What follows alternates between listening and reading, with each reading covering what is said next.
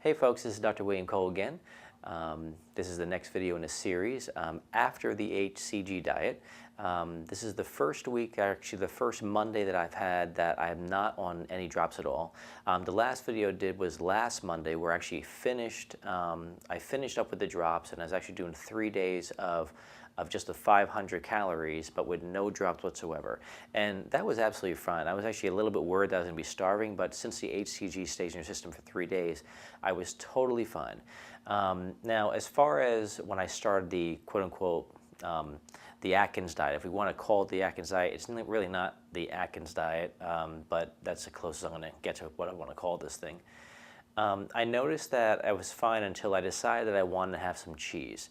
And when I was talking to you in the last videos, I forget when, it was week 2 maybe, I had had some steak. And when I had steak that night before, that was the first day, the first time the next day where I actually gained a pound. And I found out that I'm actually sensitive to steak or red meat. So now, at the same time, I'm also sensitive to dairy. I knew that before even going into the HCG diet, and I knew that even when I decided to have dairy, but I had it anyway, and I went, and after I ate it, went to bed, my stomach was bothering me, and the next time I weighed myself, I think I gained 2.5, 3 pounds. It was pretty dramatic.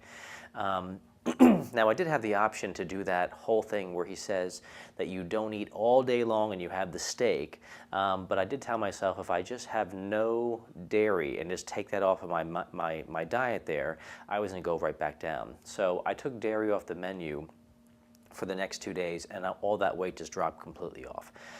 So again, I'm going to re-emphasize that it is really important that when you are wanting to stay on this phase 3, that you should make sure that you stay off the foods that can cause reactions in your body or inflammation, like myself, which would be dairy. And if you want to find out what type of foods you're sensitive to, you can just go to a doctor like myself. I practice a technique called applied kinesiology, and I do food and environmental testing in the office. So that's one thing you can actually check in your area. Find out or look for an applied kinesiologist and make sure they do food testing so you can find out what foods you are sensitive to. And if they also may do a technique called NAT or ACER that you can actually desensitize yourself to that type of food. So I think that's it. So I'll catch up with you next Monday. And again, come visit me at the hcgdietjourney.info to find out more what's going on. Have a great day.